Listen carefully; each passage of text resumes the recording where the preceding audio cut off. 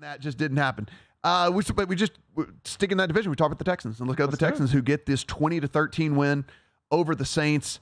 This was the side that I liked in this one mainly because of the Saints, right? I just don't believe in what we've got going on from an offensive side perspective with the Saints. And if you want to know how the Saints offense goes, and yes, I did make a snarky tweet about this a little bit earlier today.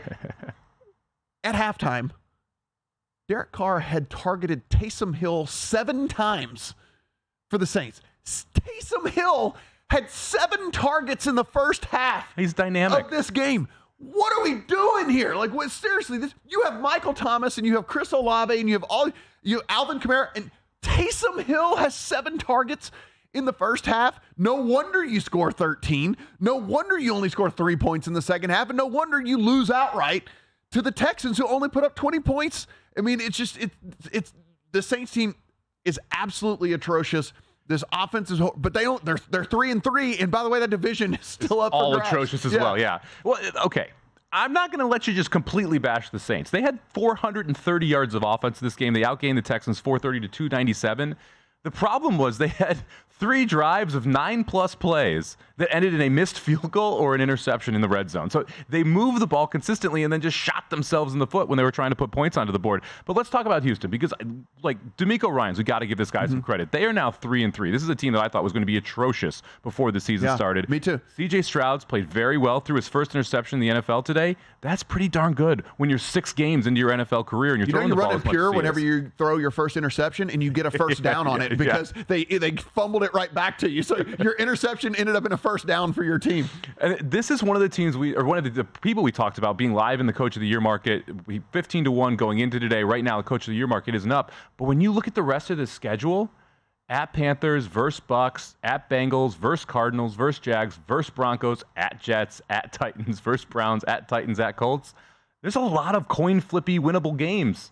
13-18 is, it would not, I mean, if you told me, if we could see the future and you told me in those 6 games they went 5-1, that wouldn't blow me. That wouldn't shock me at all. No, and the 5 games before that, I mean, they can beat the Panthers, they can beat the Bucks, they can beat the Cardinals. If so you lose to the Jags and the Vikings, or you lose to the Jags and the Bengals, this is a team that could easily be 6-5 going into a final stretch of the season that is easy. Yeah. The Texans could be a playoff team. Yeah, and that's not like headline stuff or speaking in hyperbole here. I mean, it's you can see it. It's on the screen right there.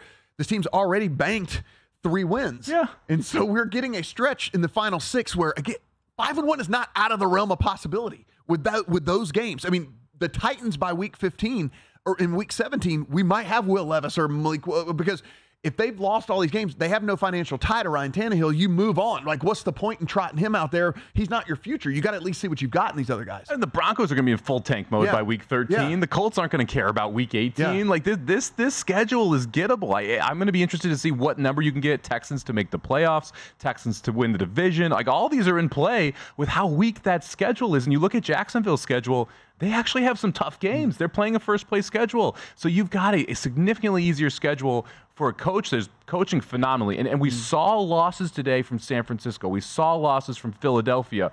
All of a sudden, it's less likely for those teams to be able to win Coach of the Year. And now you got a guy like Demeco Ryans who could come in there. They could win 10 games this year. If they win 10 games, he is a legit shot at Coach of the Year. I would say lock, actually, at that point. If they won 10 games, that'd be a lock. And we keep saying this over and over again, but I really just have to keep heaping praise. CJ Stroud is not good for a rookie. CJ Stroud's just legitimately good. Like, he's just legitimately good. We talk about how much bad quarterback play there is right now in the NFL.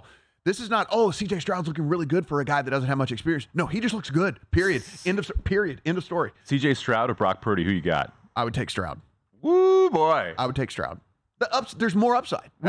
We know that there's no upside with Purdy. Like, Purdy is what Purdy is, right? There's upside to Stroud. You're gonna get some angry tweets. Hey, bring it on, man. Bring it on. That's what seriously. That's just, I really would. I'm not even saying that to like be crazy. I think that is where I would go if I was with a franchise. So Steph Diggs first touchdown. Go to VSiN.com/subscribe to become a VSiN Pro subscriber today.